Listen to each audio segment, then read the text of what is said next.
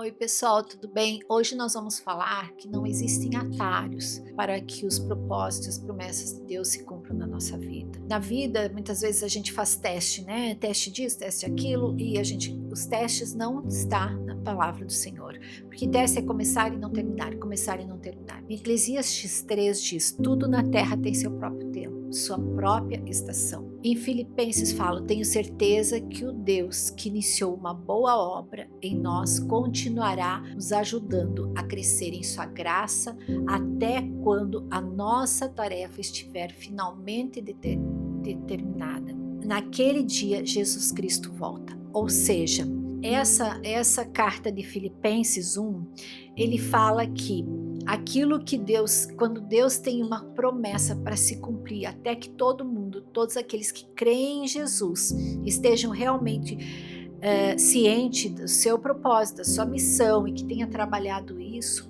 é quando Jesus volta. Então, nós precisamos de vários anos para chegar a uma vida adulta. E é necessário toda uma estação para que uma fruta cresça e amadureça. O mesmo se dá com o fruto do Espírito. O desenvolvimento, o crescimento da nossa vida espiritual não pode ser apressado.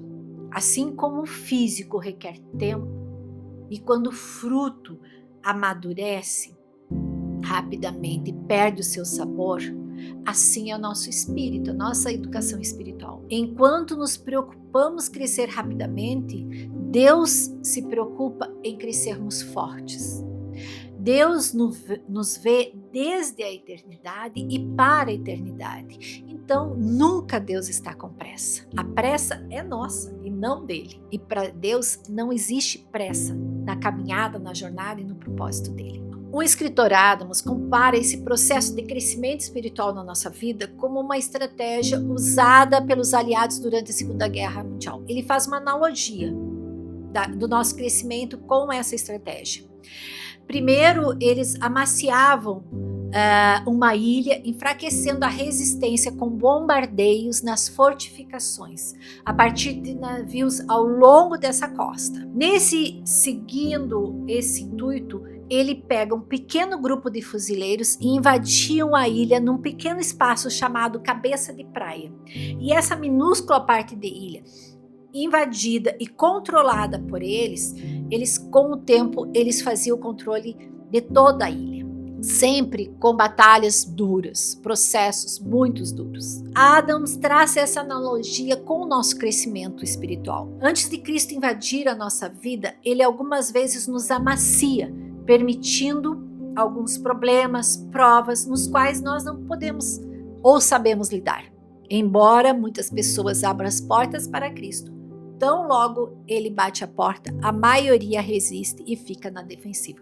Ou seja, em frente a muitas provas, batalhas, nós acabamos, então, ou nos murmurando, ou nos fazendo indiferentes, ou desistindo, ou perseverando, como no caso da batalha. No instante que nos abrimos para Cristo, Deus estabelece uma cabeça de praia em nossa vida. E nós imaginamos que já entregamos toda a nossa vida a Ele. Mas, na verdade, há uma grande parte que não temos conhecimento. E podemos somente dar o que compreende naquele momento, que é aquela pequena cabeça de ilha. Está ótimo. Uma vez que Cristo tenha uma cabeça de praia e inicia a conquista de território em nossa vida, até que a nossa vida seja completamente dele. Ou seja, há processos de mudança, e mudança não é muito fácil de se estabelecer. Então existirão batalhas, existirão lutas, mas a vitória é certa. Como diz em Filipenses 1, aquele que iniciou a boa obra vai completar. Tornar-se semelhante a Cristo é uma jornada que dura toda a vida, e essa jornada envolve acreditar, pertencer e transformar-se. Colossenses 3 fala para que começarmos a viver uma nova vida, sendo feito novo, nos tornamos como aquele que nos criou. Hoje nós somos obcecados pela velocidade. Deus se interessa mais por força e estabilidade do que por rapidez. Nós temos o jeitinho brasileiro, queremos o jeitinho. o atalho, a solução imediata, queremos experiência que resolva instantaneamente todos os nossos problemas, que retire todas as nossas tentações e que alivie todas as nossas dores. A verdadeira maturidade nunca chega a crescer num processo gradual. Assim como Deus permitiu que os israelenses se apoderassem da terra prometida aos poucos, para que eles não fossem sobrepujados, Deus prefere trabalhar gradualmente em nós. Então, o crescimento em nossas vidas espirituais não é de uma hora para outra, mas é gradualmente. A história de Israel realmente demonstra quão depressa nos esquecemos das lições que Deus nos ensina. E na rapidez, mesmo Deus fazendo gradualmente, Israel esqueceu do que Deus fez. E como que retornamos aos velhos padrões e comportamentos, nossos problemas e hábitos ruins não se desenvolvem da noite para o dia.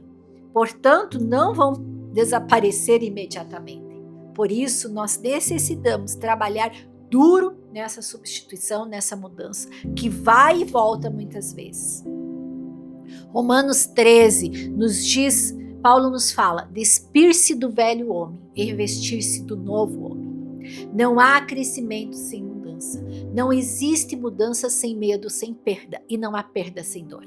Então, não há crescimento sem mudar. Não existe mudar sem medo e perda. E não existe perda sem dor.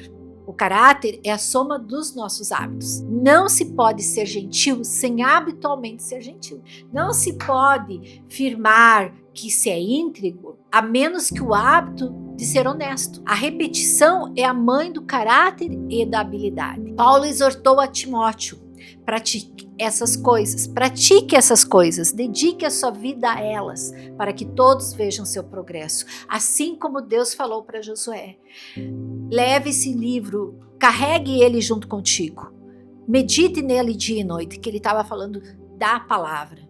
Então, com o tempo de prática é que ficamos bons em qualquer coisa. Os hábitos que constroem o caráter são chamados de disciplina espiritual. Nós temos que ter disciplina, hábito, para que a nossa vida espiritual tenha estações. E essas estações podem ter explosão de crescimento, ter a primavera com aromas e flores agradáveis, seguida por períodos de estabilidade e provações, que é outono e inverno. Com o tempo, um pequeno broto se transforma em uma sequoia gigante com mais de 100 metros de altura, com beleza, poder e grandeza. A Bíblia está cheia de exemplos que Deus usa longos processos para desenvolver o caráter. Deus levou 80 anos para preparar Moisés, incluindo 40 anos no deserto. Então tenhamos paciência no nosso processo. Tiago nos aconselha: não se desviem de nada prematuramente, não saem prematuramente, não desistam prematuramente, para que se tornem maduros e desenvolvidos. Quando Abacuque falou em seu livro, Abacuque 2, ele disse que Abacuque disse que ficou deprimido por achar que Deus não estava agindo rápido. Deus lhe disse: essas coisas que planejei não acontecem imediatamente, porém devagar, firme e com certeza se aproxima o tempo em que a visão se cumpre. Se parecer demorar muito, não se desespere, porque tudo vai acontecer mesmo. Seja paciente. O cumprimento dessa promessa não vai chegar nem um dia atrasado. Ou seja, o cumprimento da promessa é no tempo de Deus e não no nosso tempo. Lembramos do quanto já passamos, não do que teremos que passar. Não estamos onde queremos, mas também não estamos onde costumávamos estar. Deus não conclui a obra dele em nós. Ele não concluiu. Então continuamos em frente até a eternidade chegar. E aqui então eu termino com uma oração, né? Para que nós realmente sejamos sábios, né? E não utilizamos atalhos, e não utilizamos pequenos testes para que a gente tenha realmente as promessas do Senhor cumpridas em nossa vida. Deus, oremos aqui, Senhor, por todos aqueles, ó Pai, que estão aqui para procurar a Tua palavra, meditar na Tua lei, Senhor Deus, mas principalmente para entender os Seus propósitos em suas vidas e as Suas promessas cumpridas. Que nós não buscamos atalhos em nossas vidas, que nós não buscamos testes, Senhor Deus, para que saibamos realmente os Teus propósitos em nós. Sabemos que nessa jornada teremos prova, teremos tribulações, teremos aflição, mas Tu mesmo diz que tenha bom ânimo, porque eu venci.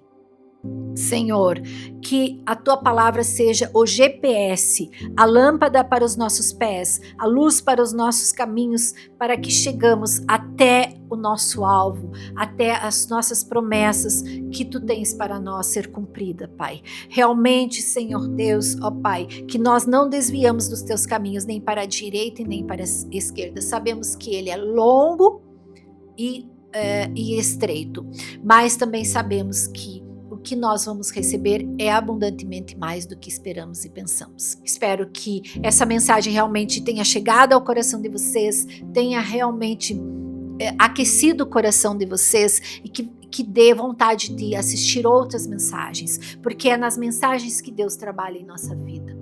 Peço para vocês que, se as mensagens agradam, vocês deem um like, compartilhem para que essas mensagens cheguem até outros.